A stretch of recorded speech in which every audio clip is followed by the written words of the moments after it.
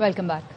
Bulletin میں سب سے پہلے آپ کو خبر دیں گے کہ ایران نے جنگ کے خاتمے کی امریکی تجاویز مسترد کر دی ہیں۔ جنگ کے خاتمے کے لیے تہران نے اپنی 5 شرطیں رکھ دیں۔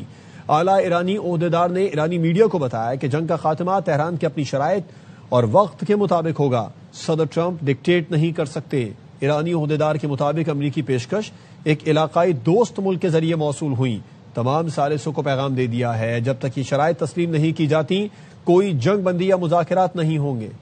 دشمن کو سب سے پہلے ایران پر حملے بند اور عہدیداروں کا قتل روکنا ہوگا۔ ایران کی دوسری شرط مربوط نظام کے تحت یقینی بنانا کہ ایران پر دوبارہ جنگ مسلط نہیں کی جائے گی۔ تیسری شرط ہے جنگی نقصانات کے ازالے کی ادائیگی کی ضمانت۔ چوتھی شرط خطے میں تمام محاذوں اور مزاحمتی گروہوں کے خلاف جنگ روکنا، اور آخری شرط آبنائے ہرمز پر ایران کی خود مختاری اور حق حکمرانی کو تسلیم کرنا ہے۔ امریکہ نے پاکستان کے ذریعے ایران کو امن منصوبے کی پیشکش کی۔ نیو یارک ٹائمز نے دعویٰ کیا امریکہ نے جنگ کے خاتمے کے لیے ایران کو 15 نکاتی منصوبہ بھیجا تھا۔ امریکہ کی پاکستان کے ذریعے ایران کو امن منصوبے کی پیشکش۔ نیو یارک ٹائمز کے مطابق امریکہ نے جنگ کے خاتمے کے لیے ایران کو 15 نکاتی منصوبہ بھیج دیا۔ 15 نکاتی امن منصوبہ پاکستان کے ذریعے بھیجا گیا۔ امن منصوبے کا مقصد جنگ سے نکلنے کا راستہ تلاش کرنا ہے۔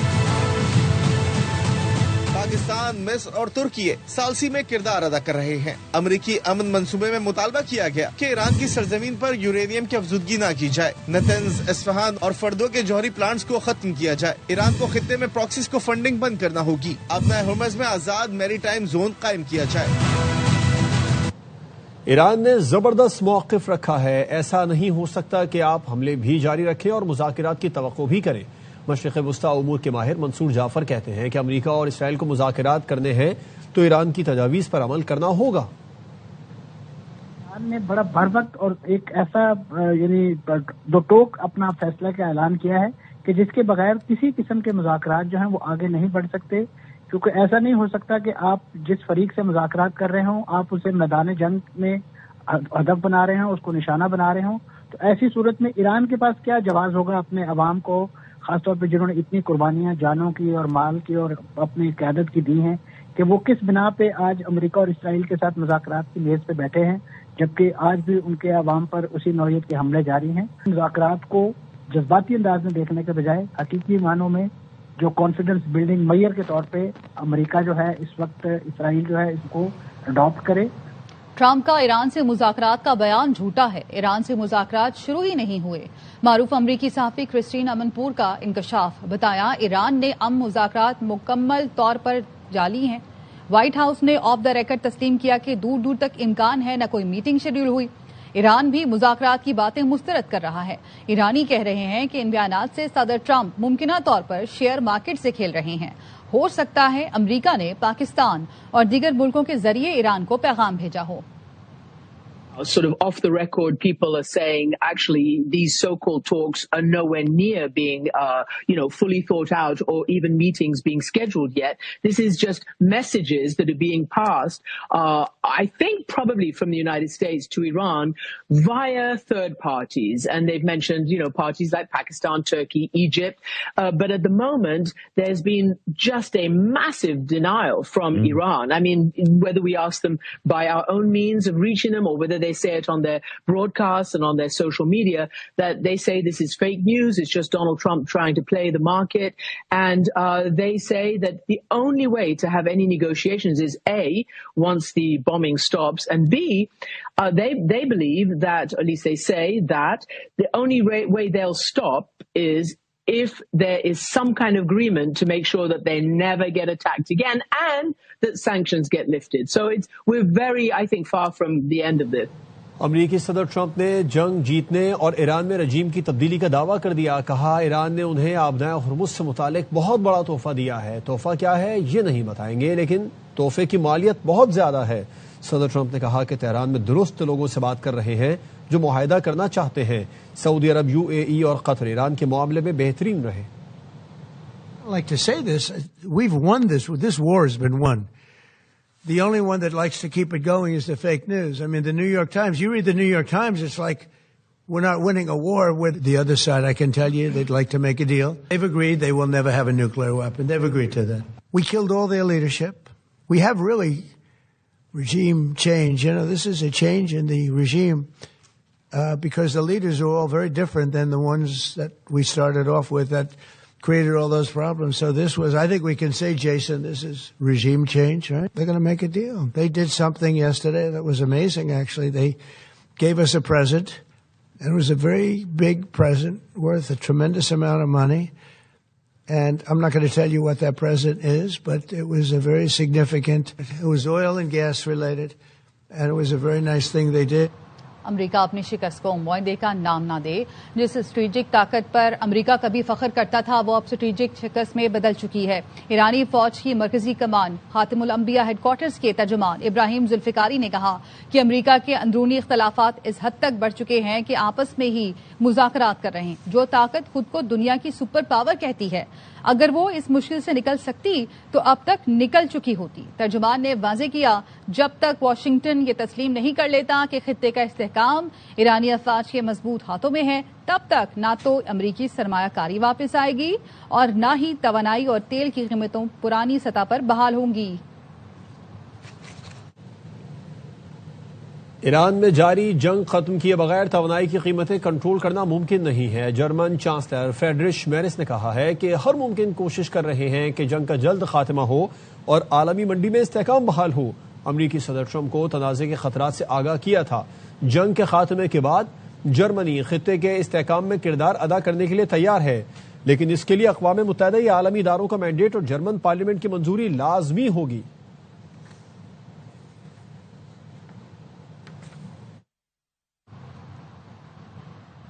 ایران کا امریکی طیارہ بردار جہاز ابراہم لنکن کو میزائل سے نشانہ بنانے کا دعویٰ.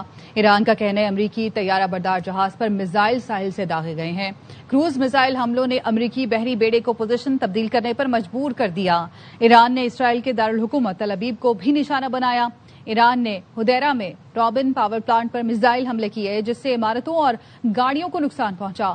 پاسداران انقلاب نے اسرائیلی فوج کے کمرشل لاجسٹک اور سپورٹ مراکز کو بھی نشانہ بنایا. خیبر شکن، عماد اور سجیل میزائل استعمال کیے. 24 گھنٹے کے دوران ایرانی حملوں میں 204 اسرائیلی زخمی ہوئے. حزب اللہ نے بھی شمالی اسرائیل پر میزائلوں سے حملہ کیا جس سے ایک شخص ہلاک اور 12 افراد زخمی ہوئے. اسرائیل کی ایران پر وحشیانہ بمباری. ایران کے بوشہر پاور پلانٹ پر حملہ. تہران اور اصفہان سمیت دیگر شہروں پر بمباری کی. اسرائیلی فوج نے دعویٰ کیا تہران میں اسلحہ سازی کے کئی مراکز کو نشانہ بنایا گیا. ان مقامات پر فضائیہ بحریہ کے لیے ہتھیار تیار کیے جا رہے تھے. Anti aircraft missile launch site کو بھی تباہ کر دیا گیا. جنوبی تہران میں اسرائیلی حملے میں 12 افراد شہید، متعدد زخمی ہوئے. بوشہر جوہری پاور پلانٹ کی سائٹ پر دوبارہ حملہ کیا. ایران کے ایٹمی توانائی کے ادارے کا کہنا ہے کوئی مالی یا تکنیکی نقصان نہیں ہوا. IAEA نے بوشہر جوہری بجلی گھر پر دوبارہ حملے کی تصدیق کی.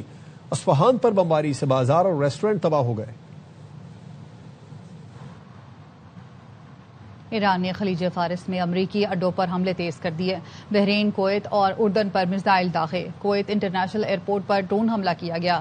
سول ایویشن نے کہا کہ ایران نے فیول ٹینک کو ڈرون سے نشانہ بنایا جس سے آگ بھڑک اٹھی. آگ پر قابو پا لیا گیا. کوئی جانی نقصان نہیں ہوا. ایئرپورٹ کو بھی نقصان پہنچا. ایران نے سعودی عرب پر بھی ڈرون فائر کیے. سعودی وزارت دفاع کا کہنا ہے 11 ڈرون تباہ کر دیے گئے. مشرقی حصے میں 40 منٹ میں 9 ڈرون تباہ کیے گئے. ایران نے بحرین میں فوجی اڈے پر کئی میزائل فائر کیے. حملے میں ایک اماراتی فوجی کانٹریکٹر جاں بحق ہو گیا جو مراکش کا شہری تھا. درجن سے زائد بحرینی اور اماراتی اہلکار زخمی ہوئے. 4 کی حالت نازک ہے.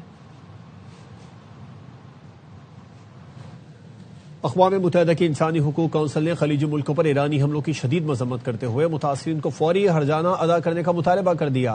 47 رکنی کونسل نے خلیج تعاون کونسل کے 6 رکن ملکوں اور اردن کی جانب سے پیش کردہ قرارداد کی حمایت کی جس میں ایران کی کارروائیوں کو غیر قانونی قرار دیتے ہوئے مطالبہ کیا گیا کہ ایران فوری طور پر حملے بند کرے.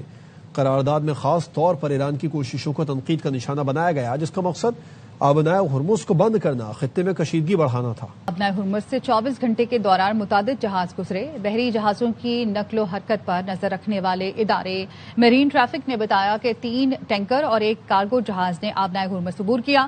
برطانوی میری ٹائم ادارے نے بتایا جنگ کے آغاز سے اب تک خلیج فارس اور آبنائے ہرمز کے قریب بحری جہازوں پر کم از کم 16 حملے ہوئے ہیں.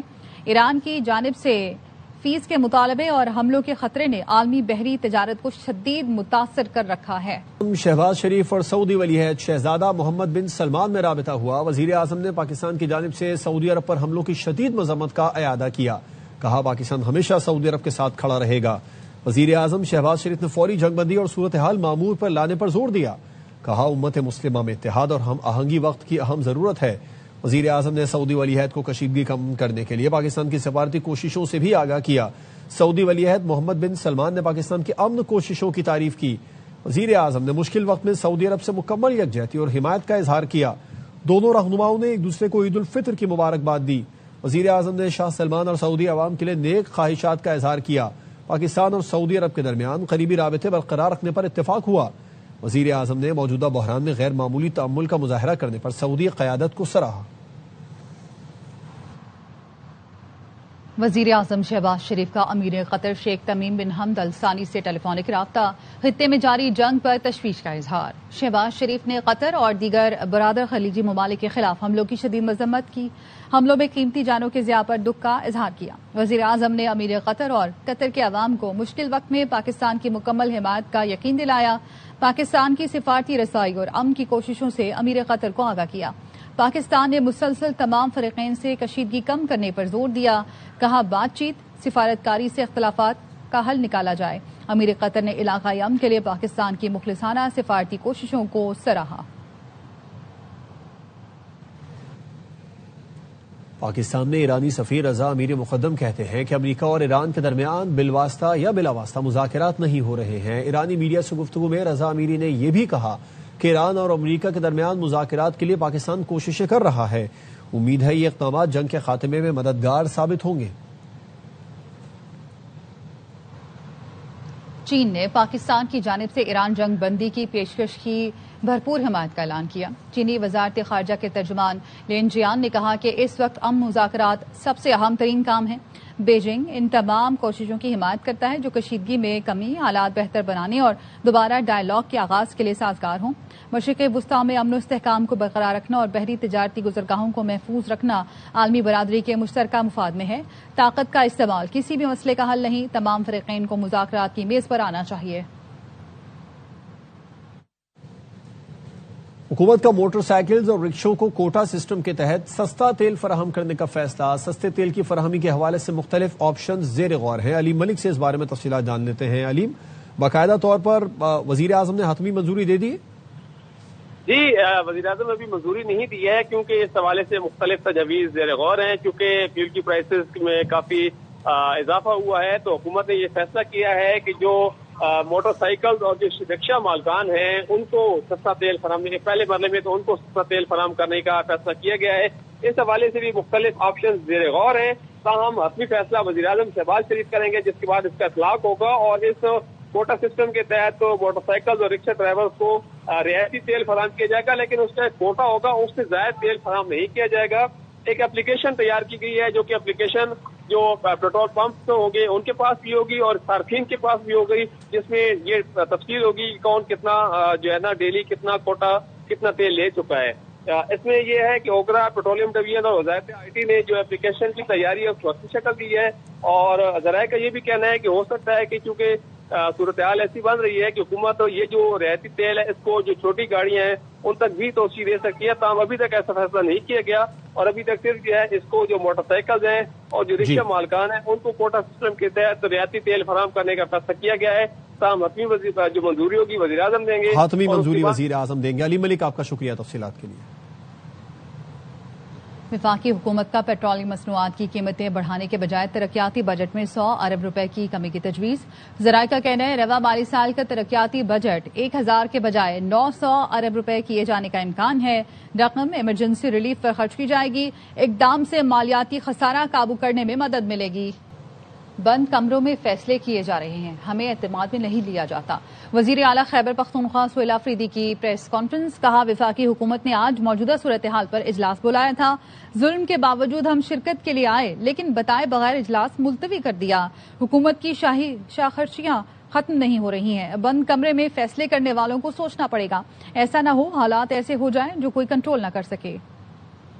حکومت کی طرف سے آج نیشنل اور ریجنل کرائسس حوالے سے ایک میٹنگ ہونی تھی. تمام تر ظلم کے باوجود یہ فیصلہ کیا تھا کہ اس میٹنگ میں شرکت کریں گے. وجوہات تو بیان نہیں کی گئی لیکن آج کی میٹنگ کو منسوخ کر دیا گیا. بند کمروں میں فیصلے ہو رہے ہیں جس کا علم کسی کو بھی نہیں ہے اور ہم کسی بھی فیصلے میں نہ شریک ہیں اور نہ ہی ہمیں اس کی کوئی خبر. 7 مہینوں میں 5 ارب ڈالر سے زیادہ قرضے لیے جاتے ہیں اور 12 ارب روپے کے جہاز لیے جاتے ہیں. 2 پائلٹ ہائر کیے جاتے ہیں جس کی تنخواہ $70,000 سے زیادہ ہوتی ہے اور اس کو قرضے کی ڈالر میں سے تنخواہیں دیے جاتے ہیں. انہوں نے اپنی خرچیاں کم نہیں کرنی. فکر بھی نہیں ہے نہ پاکستان کی نہ پاکستانی قوم کی, کیونکہ ان کو پتا ہے کہ 17 سیٹوں سے ہماری حکومت آ جانی ہے. ہم نے جو ہے تھوڑا سا چیری بلوسم لگا دینا ہے تو کام بن جائے گا. جو بند کمروں کے فیصلے کرتے ہیں ان کو ابھی سوچنا چاہیے. پاکستان جس دلدل میں پھنس رہا ہے ایسا نہ ہو کہ وقت گزر جائے اور پھر کوئی بھی سنبھالنے والا نہ ہو. سیاسی دشمن کا مقابلہ سیاست سے کیا جا سکتا ہے. ریاستی دشمن کا مقابلہ ریاست جس طرح اپنے دشمن سے کرتی ہے پھر اسی طرح ہوگا. نون لیگی سینیٹر عابد شیر علی کی پریس کانفرنس. کہا بانی پی ٹی آئی کے بیٹوں کو حکومت نے کہا نائکوپ اپلائی کریں اور اپنے والد سے مل لیں. وہ والد کے بجائے را کے ایجنٹ عارف آجاکیہ سے مل رہے ہیں. پی ٹی آئی کے وزراء باہر بیٹھ کر مسلح افواج کے خلاف بک بک کر رہے ہیں. اب انہیں معافی نہیں ملنی چاہیے. وزیر اعلیٰ کے پی جس طرح کے بیانات دے رہے ہیں ایسے لوگوں کو اچھے سے ہینڈل کرنا آتا ہے. عمران خان کے بیٹے حکومت نے ان کو کہا تھا کہ نائکاپ لیں اپلائی کریں, آگے اپنے باپ سے مل لیں. وہ بجائے اپنے باپ سے ملنے وہ جا کے عارف جاکیہ کے ساتھ ملتے ہیں. وہ پاکستان کے دشمن جو را کا ایجنٹ ہے اس کے ساتھ مل رہے ہیں. جو وزراء رہ چکے ہیں وہ آج ہماری مسلح افواج کے خلاف بک بک کرتے ہیں باہر بیٹھ کے. اب ان لوگوں کو معافی نہیں ملنی چاہیے جو ملک کے خلاف بیانیاں بنا رہے ہیں, اینٹی پاکستانی ایجنڈے کو پروموٹ کر رہے ہیں. جس طرح کہ وہ چیف منسٹر ان کے بیانات دیتے ہیں, بڑے اچھے طریقے سے اس طرح کے لوگوں کو ہینڈل کرنا آتا ہے. ان کے یوٹیوبرز دیکھ لیں, ان کے سو کالڈ جو لیڈرشپ ہے وہ دیکھ لیں, جو زہر اگلتے ہیں پاکستان کے خلاف. ہم سیاسی دشمن کا تو مقابلہ سیاست سے کر سکتے ہیں, اب ریاستی دشمن کا مقابلہ تو پھر جس طرح ریاست اپنے دشمنوں سے کرتی ہے تو پھر اسی طرح ہوگا نا جی. مطالبہ کرتے ہیں فوری طور پر 28ویں آئینی ترمیم لائی جائے. خالد مقبول صدیقی کہتے ہیں چھٹیوں میں سارا اقتدار کراچی سے منتقل ہو جاتا ہے. حالت جنگ میں کیا ہوگا, کہاں سے شہر کو چلایا جائے گا. کراچی مقبوضہ شہر نہیں ہے, اب تک شہر امن میں ہے اس لیے کہ ہم شریف ہو گئے. ابھی جنگ زدہ علاقے میں دیکھا ہے جب ایسے حالات ہو جائیں تو اقتدار کو عوام کے جانب منتقل کر دیا جاتا ہے. میں وزیر اعظم پاکستان سے مخاطب, پاکستان میں جمہوریت کے تسلسل کو برقرار رکھنے کے لیے صرف ایک مطالبہ رکھا تھا, 28ویں ترمیم فوری طور پہ لائی جائے. یہ شہر اگر پرامن نہیں ہوگا اور پرامن سے زیادہ اگر مطمئن نہیں ہوگا تو پھر شہر نشانے پہ. اب تک یہ شہر امن میں ہے اس لیے کہ ہم شریف ہو گئے. چھٹیوں میں عید پہ اس شہر میں نہیں ہوتے, سارا اقتدار جو اس شہر کو دیکھ رہا ہوتا ہے یہاں سے منتقل ہو جاتا ہے. حالت جنگ میں کیا ہوگا, کہاں سے چلایا جائے گا یہ شہر. یہ مقبوضہ شہر نہیں ہے جناب. 28ویں ترمیم کو چھوڑیں, اپنی کارکردگی بہتر بنائیں. عوام اب ایم کیو ایم کے کھوکھلے نعروں اور لسانی سیاست کے بہکاوے میں آنے والے نہیں ہیں. صوبائی وزیر سندھ ذوالفقار شاہ کا ایم کیو ایم کی پریس کانفرنس پر رد عمل. کہا ایم کیو ایم کا حالیہ بیانیہ سیاسی دیوالیہ پن کے سوا کچھ نہیں. خالد مقبول اور ان کی جماعت غیر مقبول ہے. متحدہ عرب امارات میں شدید بارش کے بعد طوفان کا خطرہ, یو اے محکمہ موسمیات نے الرٹ جاری کر دیا. شہریوں کو احتیاط برتنے کی ہدایت. امارات کے مختلف حصوں میں گرج چمک کے ساتھ بارش اور ژالہ باری کا سلسلہ جاری ہے. اماراتی حکام نے شہریوں کو نشیبی علاقوں اور سمندر سے دور رہنے کی ہدایت کر دی. شہری دفاع کے ادارے متاثرہ علاقوں میں امدادی کاموں میں مصروف ہیں. ماہرین کا کہنا ہے کہ موسمی صورتحال میں ہفتے کے آخر تک بتدریج بہتری متوقع ہے.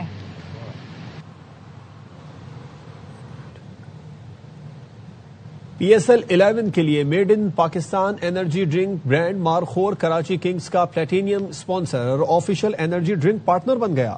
برانڈ کا سلوگن جہاں پاکستان وہاں مارخور. اسٹریٹجک پارٹنرشپ کا مقصد کھلاڑیوں کی توانائی اور کھیل کے جنون کو نئی بلندی پر لے جانا ہے. اونر کراچی کنگز سلمان اقبال اور مارخور گروپ آف کمپنیز کے چیئرمین نبیل آفریدی نے معاہدے پر دستخط کیے. سلمان اقبال کہتے ہیں مارخور انرجی ڈرنک کنگز کو میدان میں متحرک رکھنے میں اہم کردار ادا کرے گا. نبیل آفریدی نے بتایا کہ مارخور اپنی طاقتور برانڈنگ اور کوالٹی کی وجہ سے تیزی سے مقبول ہو رہا ہے. ایک بہت ہی بڑے اور بہت ہی پریمیم فرنچائز کے ساتھ ہمارا پارٹنرشپ ہو گیا ہے. انشاءاللہ you will feel a different vibes on those players جو پہلے بھی کھیلتے تھے, ابھی مارخور پی کے they will be really full of energy. Pakistan کے اندر ہمارا جو ٹارگیٹ ہے نا وہ ہوم گرون برانڈ کو مقبول کرنا ہے. اور خوشی اس بات کی کہ مارخور ایک ٹرائبل ایریا سے ایک لڑکا نبیل آفیدی وہاں سے اس نے پروڈکٹ بنایا اور پورے پاکستان میں اس نے اس کی مقبولیت کی. بہت امپورٹنٹ ہے کہ ان لوگوں سے سیکھیں, ہوم گرون پروڈکٹ بنائیں, میڈ ان پاکستان کی اسٹیمپ لگی ہوئی ہو اور اس کو باہر بیچیں. کراچی کنگز کے اونر سلمان اقبال کہتے ہیں آسٹریلیا کے لیگ اسپنر ایڈم زمپا آج پاکستان پہنچ رہے ہیں. ان کی شمولیت اسکواڈ کو مزید مضبوط بنائے گی. سیزن 11 کے لیے کراچی کنگز بہترین کھلاڑیوں پر مشتمل ہے. بیٹھ تک یہ رومر آئی تھی کہ زمپا نہیں آ رہا, تو میں نے کنفرم کیا ٹی وی کے اوپر کہ زمپا نہ صرف ٹیک آف کر گیا ہے بلکہ رات کو 9 بجے لینڈ کر جائے گا آج. تو ٹیم بہت اچھی ہے, کنفیگریشن بہت اچھی ہے, but the day of play میں جتنا انرجائز ہوں گے اتنا اچھا کھیلیں گے. نیوز بلیٹن سے فی الوقت اتنا ہے. مزید خبروں اور اپڈیٹس کے لیے دیکھتے رہیے ARY نیوز.